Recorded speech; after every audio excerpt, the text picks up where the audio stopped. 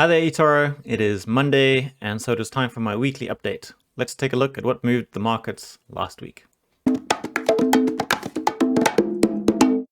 We start each of these sessions with stats for the historic period. So looking at the trailing 12 months, I am the blue line, NASDAQ is green, and the candles are the S&P 500. So the past week was fairly flat for the S&P 500. NASDAQ has risen a little bit, and I've had a touch of a gain. So as you can see, the S&P 500 has returned 38%, and I have returned 58%. I'll come back to this chart, but for the moment, I wanted to look at the 1 week performances of various stocks. So this is more or less my eToro portfolio. There might be a few other companies in here. But you can see there's an outlier, which is a new company that I've added. This is a fantastic company, and I'd love to do a deep dive. Maybe I will in 2 weeks' time. But ignoring that one as the outlier, we can see that the week gains, there's less of a pattern than there has been in recent weeks. So in recent weeks, it's been very obviously, for example, it might be that semiconductors or solar stock or Chinese stock or value stocks have been rising. Here, the pattern is slightly less discernible amongst the gainers. I guess there's a bit of a concentration of Chinese tech companies, but not as much. The pattern isn't as strong as it has been recently. In terms of the losers, the pattern is a bit more obvious. So there is a bit of a mix, but you can see UK stocks have taken a bit of a beating, and there are some solar stocks in there. And I'll talk about what has caused this through the past week. So I think it feels to me as though the rotation to value is becoming less of an obvious play. And so over the past month to 2 months, I've been selling out of my value stocks slowly and acquiring companies in other sectors, maybe reinforcing some of my other positions in anticipation of the rotation to value slowing down. Now, just because it has slowed down, that doesn't mean that people aren't going to invest in value stocks anymore. I think that through last year, we saw a massive inflows into growth and tech stocks. Through this year, we've seen a big rotation. I suspect what we'll see from here on out is more of a homogenous investing style where people are investing in good companies across both growth and value. Okay, so stocks opened strongly last week after the holiday, and then there was a fairly big sell-off toward the middle of the week. And that's because several things happened more or less at the same time. So this is a fairly new article, but last week the rise of the Delta variant of coronavirus became a bit more of a headline item. It became the dominant variant, and the numbers were growing quite quickly.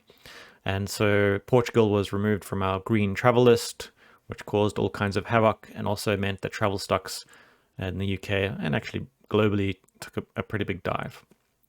So this item continues to be a headline item, and it will through the next week. And so now I think the UK government is waiting to see if the increase in cases was because the country is more open now, or if it's something a bit more nefarious and we need to extend our lockdown, which would impact UK recovery stocks and UK stocks in general, albeit probably for the short term, because we've got a very high portion of our population that has been vaccinated. So I'll be watching this one, but no matter what the effect is on the stock market, I believe that it will be temporary. So I don't know. I'm not going to be selling out of anything. I might potentially load up on a bit more. All right, we also saw a recovery in the price of Bitcoin and cryptos in general. So from the beginning of June, there was a nice little rally. And then I think exactly at this point, we saw Elon Musk tweet this cryptic crypto tweet, and that sent the markets tumbling. And since then, the markets have been dropping. So Bitcoin is trading firmly within this consolidation pattern, and we'll need to wait and see. It looks like at some point it's going to be forced into breakout, up or down. So That'll be interesting. There has been some other interesting news around cryptos over the weekend. So there was the Bitcoin conference, which was incredibly cringeworthy, at least based on what I've seen. So I don't think I'll be making any big plays in crypto until we see what the direction set here. Some other interesting news is that the UK and several other countries, they're tired of massive multinational companies not paying their fair dues in terms of taxes. So, for example, Amazon has destroyed many UK businesses on the high street, but we're not able to claim what I think is the fair amount of tax from companies like Amazon. So several countries have been trying to implement a policy of taxation on these kinds of companies, and the US last week said, okay, if you want to do that, then we're gonna throw some tariffs on some of the stuff that you send to us. But they seem to have created a bit of wiggle room, unlike I think what the previous administration might have done. So they've said, we're going to do this, but we're not going to do it immediately, which leaves the door open for negotiation. So over the weekend, the G7 nations, they discussed this global minimum tax that the US initially proposed, and it looks like they're a step closer to the agreement and therefore the implementation.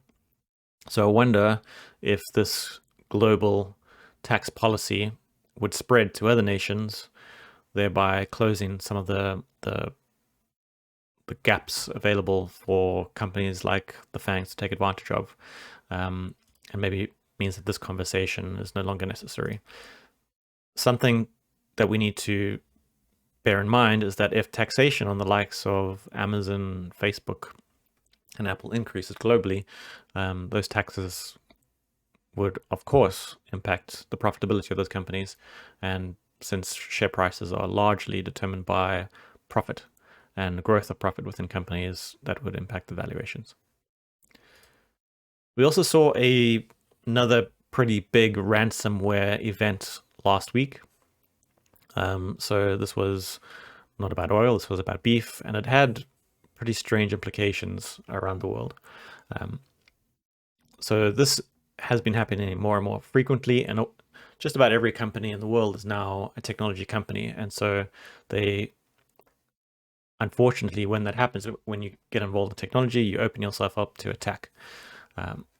What's quite interesting about this topic is that the US government is paying a lot of attention to this.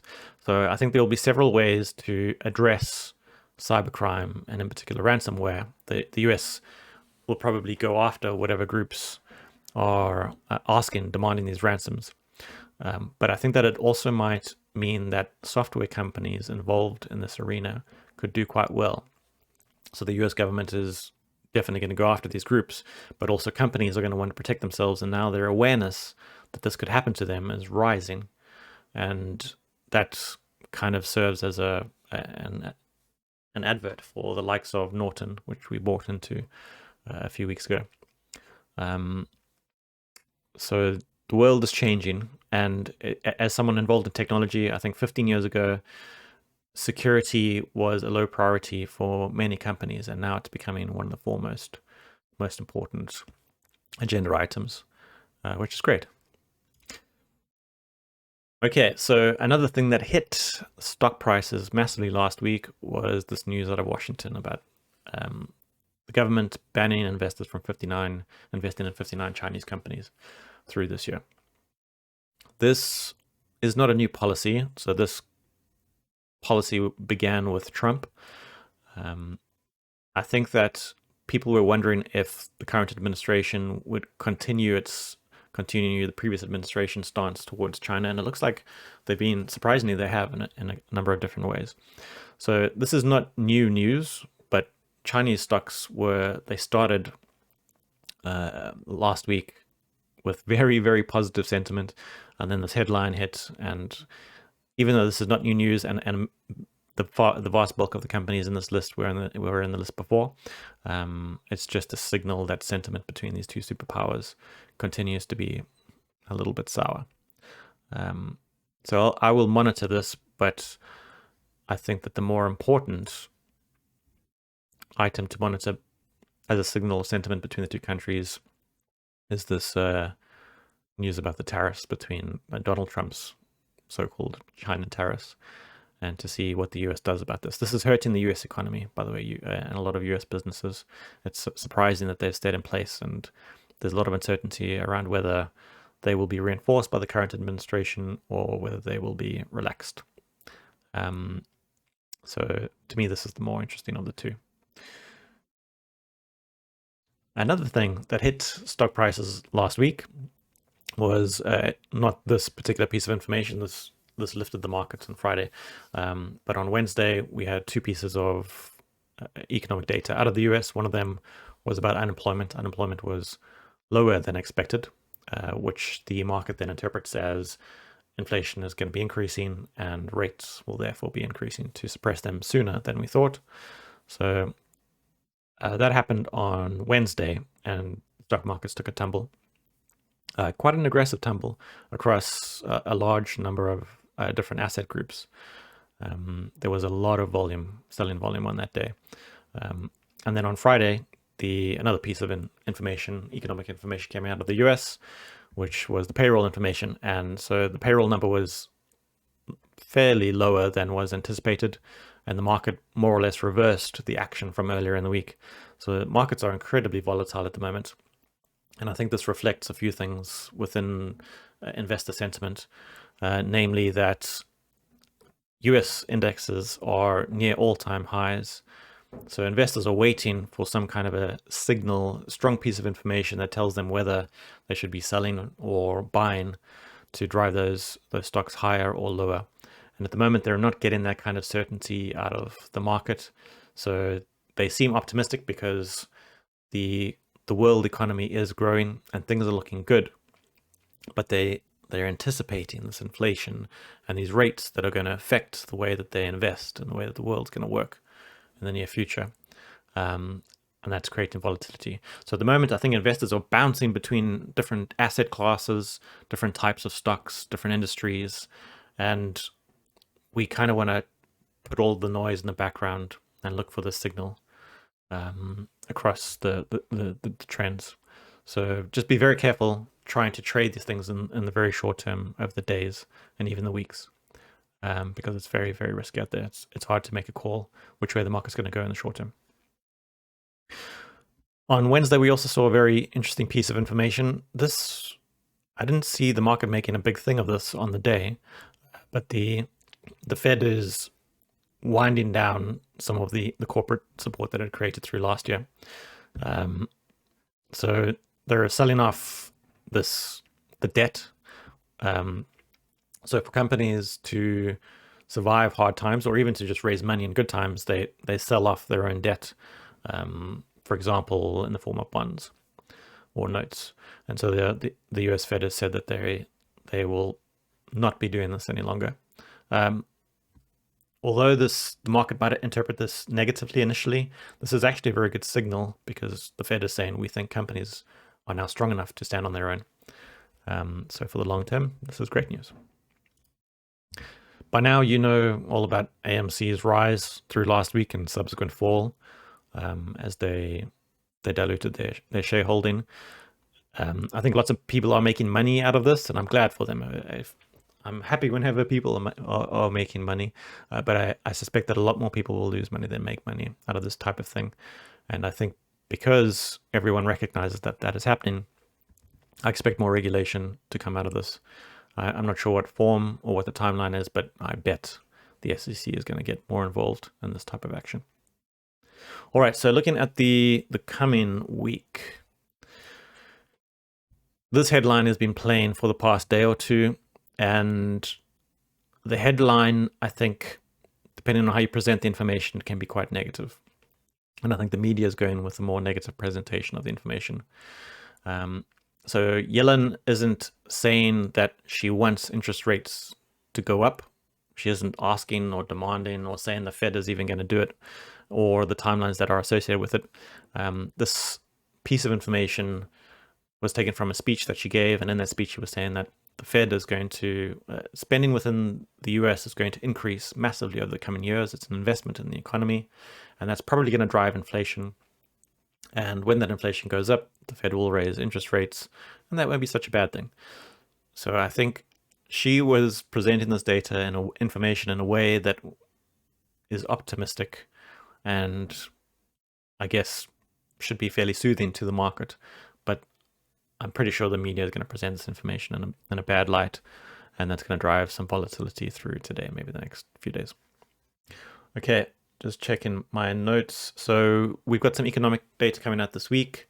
There's UK GDP data coming out. That'll be interesting because the last piece of data that came out, they revised the growth for the UK up 50% for the year. And there is some US data coming out. I believe that is it inflation data? Yeah, there's inflation data coming out, I think, on Thursday in the US this week. So those things will potentially move the market. I know that earnings season just finished, but there isn't such a big gap between earnings seasons. So Micron will be the first company that I'll be watching that reports later this month, but it's just over a month until the likes of Netflix and Microsoft start reporting again. So the institutions and professional investors, they'll be buying or selling stock according to whatever they think for the companies up to a month out, because they know that the less organized investors will be buying closer to the time or selling closer to the time, driving the price. So they're able to front run the expectations of the market just by being a bit more organized. So if there's anything that you feel compelled to buy or sell in the run up to earnings, I wouldn't do it any later than this week. All right, that's it for this week. I'm not sure I'm going to be able to make a video next week because my exam is next week. If I do, it will be later in the week. Hopefully I can pass and get that out of the way, and then I can get back to the business of creating content and engaging with the community. All right, thank you. Have a great week. Speak to you later. Bye.